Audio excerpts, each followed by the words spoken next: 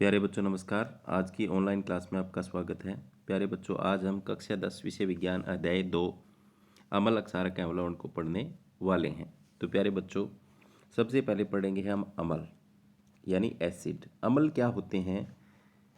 ये स्वाद में खट्टे होते हैं। अम्ल स्वाद में खट्टे होते हैं, यानी जो पदार्थ खट्टे होंगे उनमें क्या होंगे? अम्ल। इनका टेस्ट करने के लिए क्या करते हैं? लिटमस पेपर होता है नीले रंग का, उसको लेकर के जाते हैं तो ये लाल कर देते हैं। ये जलीय विलयन में H+ आयन देते हैं, यानी अगर इसको पानी में घोलते हैं तो कौन से आयन देते हैं? H+। एसिड शब्द लैटिन भाषा से लिया गया है, जिसका अर्थ होता है खट्टा। अम्ल को एसिड कहते हैं इंग्लिश में, जिसका अर्थ होता है खट्टा।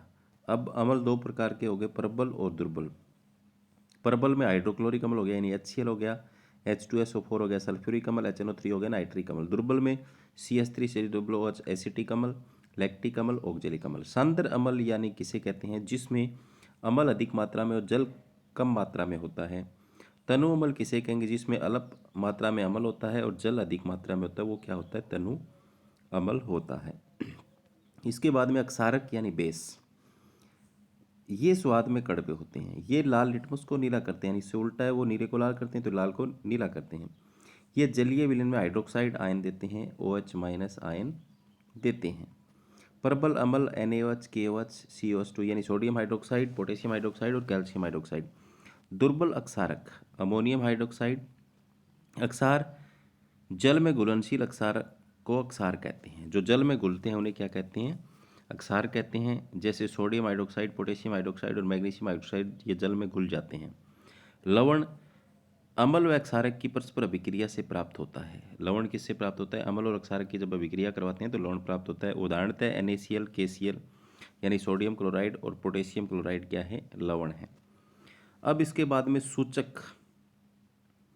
इंडिकेटर। सूचक या इंडिकेटर किसे कहते हैं? तो सूचक किसी दिए गए विलयन में अम्ल या अक्षारक की उपस्थिति दर्शाते हैं। इनका रंग या गंध अम्लीय या अक्षारक के माध्यम में बदल जाता है। तो सूचक जो होते हैं प्यारे बच्चों, तीन प्रकार के होते हैं। एक तो होता है प्राकृतिक सूचक, दूसरा होता है कृत्रिम या संश्लेषित सूचक, तीसरा होता है गंधीय सूचक। प्राकृतिक सूचक प्रकृति से प्राप्त होते हैं। ये पौधों में पाए जाते हैं। लिटमस हो गया, लाल पत्ता गोभी हो गई, हाइड्रेंजिया पौधे के फूल हो गए, हल्दी हो गए, ये सारे क्या हैं? प्राकृतिक हैं। कृत्रिम क्या है? वे रासायनिक पदार्थ हैं, जैसे मेथिल, ऑरेंज और फिनोप्थिलीन। तो दो प्रकार के सूचक हैं जो संश्लेषित हैं यानी कृत्रिम है, तो याद रखोगे मेथिल, ऑरेंज और फिनोप्थिलीन। इसके बाद में गंधीय सूचक, इन पदार्थों की गंध अम्लीय अक्षारक के माध्यम में बदल जाती है, जैसे प्याज और लौंग के तेल, ये क्या है? गंधीय सूचक हैं। इनकी गंध बदल जाती है अम्ल और अक्षारक में डालने पर। तो यहाँ देखो एक सारणी बनी हुई है, सूचक लिखा हुआ है, रंग गंध में परिवर्तन, रंग गंध में परिवर्तन अक्षारक के साथ। तो प्राकृतिक सूचक जो होते हैं लिटमस के साथ, अम्ल जो होते हैं वो नीले से लाल हो जाते हैं। और ये कैसे हो जाते हैं? लाल से नीले हो जाते हैं अक्षारक में। लाल पत्ता गोभी का रस लाल ही रहता है अम्ल में, अक्षारक में हरा हो जाता है। हल्दी है, अम्ल में कोई बदलाव नहीं होता, लेकिन अक्षारक में लाल रंग हो जाता है। हाइड्रेंजिया के फूल का रस नीला हो जाता है, इसमें गुलाबी हो जाता है। कृत्रिम सूचक फिनोप्थिलीन, अम्ल में रंग ही नहीं रहता है और अक्षार में कैसा हो जाता है? गुलाबी हो जाता है। मेथिल ऑरेंज, अम्ल में लाल और उसमें कैसा हो जाता है? पीला। प्याज का रस तीक्ष्ण गंध देता है अम्ल में और अक्षारक में कोई गंध नहीं देता। वेनिला समान गंध रहती है और कोई गंध नहीं अक्षारक में। लौंग का तेल समान गंध रहती है, कोई गंध नहीं अक्षारक में, खत्म हो जाती है इनकी गंध। तो तीन प्रकार के सूचक हैं जो अम्ल और अक्षारक का पता करने के लिए हम इस्तेमाल करते हैं। अम्ल व क्षारकों के रासायनिक गुणधर्म। धातु की अभिक्रिया। तो अम्ल के साथ धातु की अभिक्रिया और अक्षारक दोनों की अभिक्रिया को हम पढ़ेंगे। तो पहले पढ़ते हैं अम्ल प्लस धातु, लवण बनता है और हाइड्रोजन गैस निकलती है। जैसे हाइड्रोक्लोरिक अम्ल जिंक के साथ अभिक्रिया करता है तो लवण बन गया जिंक क्लोराइड, हाइड्रोजन गैस निकल गई। इसी प्रकार सोडियम हाइड्रोक्साइड अक्षारक है, जिंक के साथ अभिक्रिया करता है, सोडियम जिंकेट बनता है, NO2 ZNO2 और हाइड्रोजन गैस निकलती है। तो अम्ल और अक्षारकों की अगर धातुओं के साथ यह अभिक्रिया होती है तो हाइड्रोजन गैस निकलती है। और हाइड्रोजन गैस का पता लगाने के लिए हम क्या करते हैं? हाइड्रोजन गैस से नियत प्रणाली के पास जब कोई जलती हुई माचिस की तीली ले जाई जाती है तो पॉप की ध्वनि उत्पन्न होती है। इस टेस्ट को हाइड्रोजन की उपस्थिति दर्शाने के लिए करते हैं। आगे धातु कार्बोनेट तथा धातु बाइकार्बोनेट की क्रिया। तो धातु कार्बोनेट और धातु बाइकार्बोनेटों की भी अम्ल और क्षारकों के साथ अभिक्रिया करें तो क्या होता है। देखो, अम्ल धातु कार्बोनेट के साथ लवण बनाते हैं, कार्बन डाइऑक्साइड निकलती है और जल बनता है। क्षारकों के साथ कोई अभिक्रिया नहीं करते धातु कार्बोनेट या बाइकार्बोनेट। तो हाइड्रोक्लोरिक अम्ल धातु कार्बोनेट हो गया, सोडियम कार्बोनेट, तो बनता है नमक, सोडियम क्लोराइड, कार्बन डाइऑक्साइड और पानी। अम्ल धातु बाइकार्बोनेट के साथ लवण, कार्बन डाइऑक्साइड, जल, तो HCl हाइड्रोक्लोरिक अम्ल है। सोडियम बाइकार्बोनेट जो है वो बाइकार्बोनेट है धातु का, NaCl बनता है, कार्बन डाइऑक्साइड निकलती है और पानी बनता है गैस के रूप में, वाष्प रूप में। तो आगे है चूने के पानी का टेस्ट। तो इसमें दोनों में जो धातु कार्बोनेट के साथ और धातु बाइकार्बोनेट्स के साथ अभिक्रिया करके कार्बन डाइऑक्साइड निकालते हैं, देख लो। तो इसका टेस्ट कैसे करेंगे। उत्पादित कार्बन डाइऑक्साइड को चूने के पानी में प्रवाहित करने पर पानी दूधिया हो जाता है। तो यहाँ देखो, कैल्शियम हाइड्रोक्साइड में से कार्बन डाइऑक्साइड गुजारने पर क्या बन जाता है, कैल्शियम कार्बोनेट बन जाता है, प्लस में पानी बन जाता है। और इस कैल्शियम कार्बोनेट के बनने के कारण सफेद अवक्षेप बनता है, चूने का पानी दूधिया हो जाता है। ठीक है।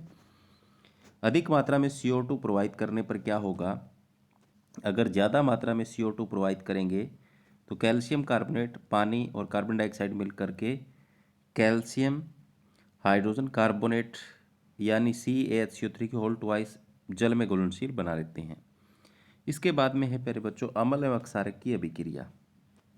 अम्ल और क्षारक जब अभिक्रिया करते हैं, लवण बनता है, प्लस में जल बनता है और इस अभिक्रिया को उदासीनीकरण अभिक्रिया कहते हैं। अम्ल और क्षारक एक दूसरे के प्रभाव को समाप्त करते हैं। उदासीनीकरण अभिक्रिया क्या है, जब अम्ल द्वारा क्षारक का प्रेक्षित प्रभाव तथा क्षारक द्वारा अम्ल का प्रभाव समाप्त हो जाता है, परिणाम स्वरूप लवण और जल प्राप्त होते हैं, तो उदासीनीकरण अभिक्रिया कहलाती है। तो आपको याद रखनी है, अम्ल और क्षारक के बीच जो अभिक्रिया होगी वो कैसी अभिक्रिया होगी, उदासीनीकरण अभिक्रिया। उदाहरण देख सकते हैं, सोडियम हाइड्रोक्साइड एक क्षारक है, HCl अम्ल है, दोनों की अभिक्रिया करने से यहाँ पर लवण बन गया और साथ में पानी बन गया, उदासीनीकरण अभिक्रिया है। अब प्रबल अम्ल अगर दुर्बल क्षारक से अभिक्रिया करेगा तो जो प्रबल होगा वैसा लवण बनेगा, तो अम्लीय लवण बनेगा। तो इसकी pH क्या होगी,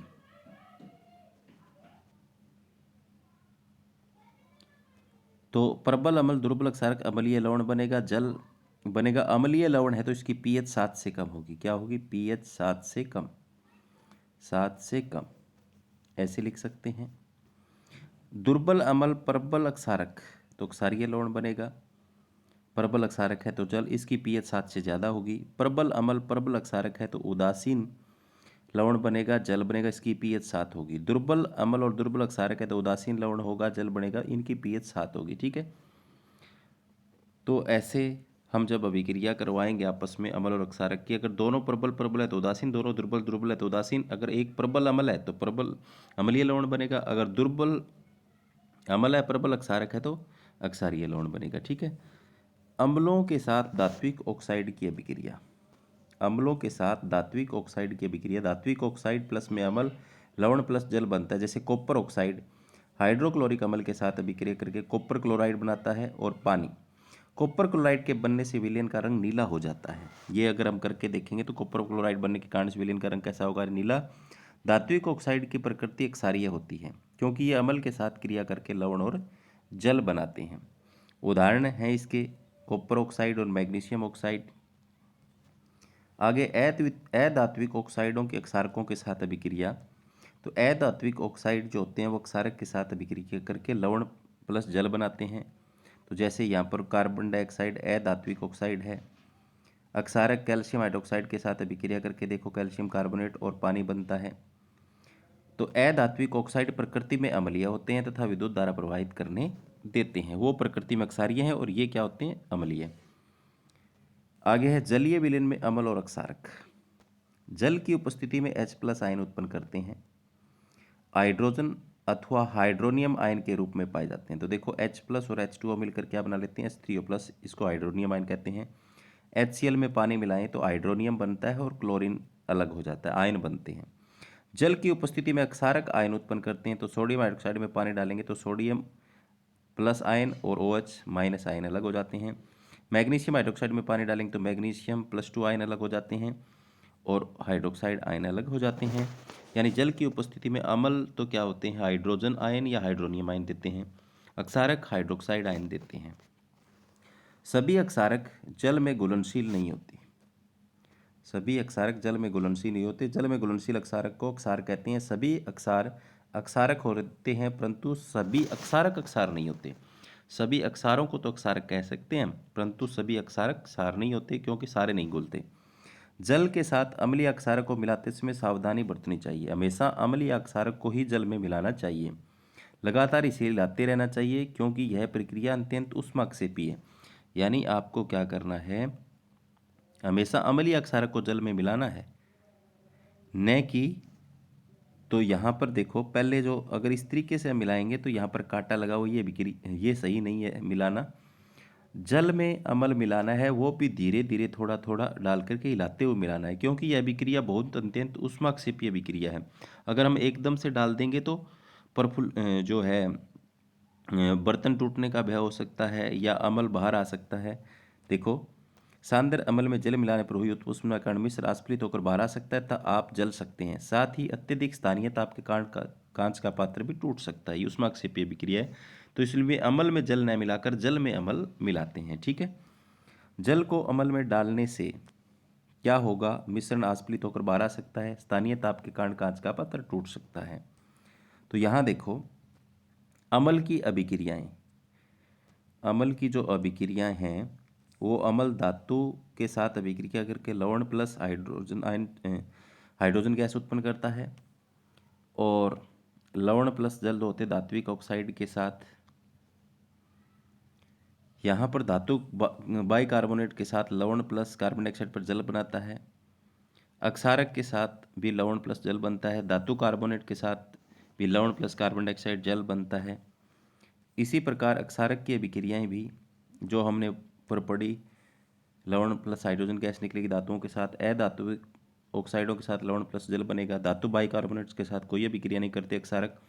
अम्ल के साथ लवण प्लस जल बनता है। धातु कार्बोनेट के साथ कोई अभिक्रिया नहीं करते अक्षारक। अम्ल व अक्षारकों में क्या समानताएं, देखो, अम्ल H प्लस आयन उत्पन्न करते हैं, अक्षारक हाइड्रोक्साइड OH माइनस आयन उत्पन्न करते हैं। जब कोई अम्लीय अक्षारक जल में मिलाया जाता है तो ये तनुकृत हो जाते हैं। जल में मिलाने पर आयन की सांद्रता H3O प्लस या OH माइनस आयन में प्रति इकाई आयतन की कमी हो जाती है। अक्षार था अम्ल की प्रबलता। किसी अक्षार या अम्ल की प्रबलता उसमें उत्पन्न H प्लस आयन था OH माइनस आयनों की संख्या पर निर्भर करती है। किसी अम्ल या अक्षारक की प्रबलता हम एक सार्वभौमिक सूचक द्वारा ज्ञात कर सकते हैं। किसी अम्लीय अक्षारक की प्रबलता हम एक सार्वभौमिक सूचक द्वारा ज्ञात कर सकते हैं। सार्वभौमिक सूचक और यूनिवर्सल इंडिकेटर अनेक सूचकों का मिश्रण होता है। यह सूचक किसी विलयन में हाइड्रोजन आयन की विभिन्न सांद्रता को विभिन्न रंगों में प्रदर्शित करते हैं। तो यहाँ देखो, इसको कहते हैं पीएच स्केल। किसी विलयन में उपस्थित H प्लस आयन की सांद्रता ज्ञात करने के लिए एक स्केल विकसित किया गया है, जिसे पीएच स्केल कहते हैं। पीएच में P छोटा होता है, जो पुरुषांश, जो एक जर्मन शब्द है जिसका अर्थ होता है शक्ति। अगर पीएच 7 जिसका होती है वो उदासीन विलयन होता है। पीएच 7 से कम जिसके होता है वो अम्लीय होता है। पीएच 7 से ज़्यादा होती है वो क्षारीय विलयन होता है। तो यहाँ पर आप देख सकते हो 0 से 14 पीएच ज्ञात करने के लिए उपयोग में लाया जाता है। दुर्बल अम्ल और प्रबल अम्ल, तो अगर H प्लस आयन की संख्या बढ़ती है तो वो प्रबल अम्ल होता है। इनमें H प्लस आयन ज़्यादा होते हैं, इसमें H प्लस आयन कम होते हैं। दुर्बल अक्षारक, इसमें हाइड्रोक्साइड आयन ज़्यादा होते हैं, वो प्रबल अक्षारक होते हैं। जिसमें हाइड्रोक्साइड आयन कम होते हैं वो दुर्बल अक्षारक होते हैं। तो देखो ऐसे बढ़ती है प्रकृति। अगर हम यहाँ 7 पे देखें तो उदासीन है, 14 की तरफ जाएँ तो क्षारीयता बढ़ती है, और 0 की तरफ जाएँ तो अम्लीयता बढ़ती है। यानी H प्लस आयन इधर बढ़ते हैं, H प्लस आयन की सांद्रता में इधर कमी आती है। ठीक है, दैनिक जीवन में पीएच का क्या महत्व है, देखो, पौधे एवं पशु पीएच के प्रति संवेदनशील होते हैं। हमारा शरीर 7.0 से 7.8 पीएच प्रास के बीच में कार्य करता है, यानी हल्के अक्षारीय माध्यम में काम करता है। वर्षा के जल की पीएच का मान 5.6 से कम हो जाता है तो वह अम्लीय वर्षा कहलाती है। आगे मिट्टी की पीएच। अच्छी उपज के लिए पौधों को विशिष्ट पीएच प्रास की आवश्यकता होती है। यदि किसी स्थान की मिट्टी का पीएच कम या अधिक हो तो किसानों से आवश्यकता अनुसार अम्लीय क्षारीय पदार्थ मिलाते हैं और मिलाते भी हैं। हमारे पाचन तंत्र का पीएच, हमारे उदर स्टोमच में हाइड्रोक्लोरिक अम्ल उत्पन्न होता है जो भोजन के पाचन में सहायक होता है। अपच की स्थिति में उदर अधिक मात्रा में अम्ल उत्पन्न करता है जिसके कारण उदर में दर्द व जलन का अनुभव होता है। तो इस समय आप क्या करते हैं, इस दर्द से मुक्त होने के लिए एंटीसिड जैसे क्षारकों का उपयोग किया जाता है जो अम्ल की अधिक मात्रा को उदासीन कर देता है, जिसे जैसे मिल्की ऑफ मैग्नीशिया लेते हैं। मिल्की ऑफ मैग्नीशिया क्या होता है, MgOH2 की होल ट्वाइस होता है। ठीक है, इसे लेते हैं जब हमारे स्टोमच के अंदर, उदर के अंदर अधिक मात्रा में अम्ल बनता है तो उसको उदासीन करने के लिए हमें क्या लेना पड़ता है, एंटीसिड यानी क्षारक लेना पड़ता है। पीएच के परिवर्तन के कारण दंत अक्षय। मुंह के पीएच का मान 5.5 से कम होने पर दांतों का अक्षय प्रारंभ हो जाता है। दांतों का इनेमल दंतवल्क कैल्शियम फास्फेट से बना होता है जो शरीर का सबसे कठोर पदार्थ है। यह जल में नहीं घुलता है लेकिन मुंह की पीएच 5.5 से कम होने पर संक्षारित हो जाता है। दंत वलक जो होता है हमारे दांतों की रक्षा करता है।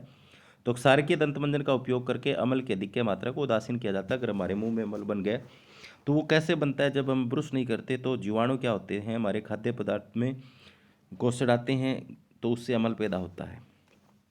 पशुओं एवं पौधों द्वारा उत्पन्न रसायनों से आत्मरक्षा।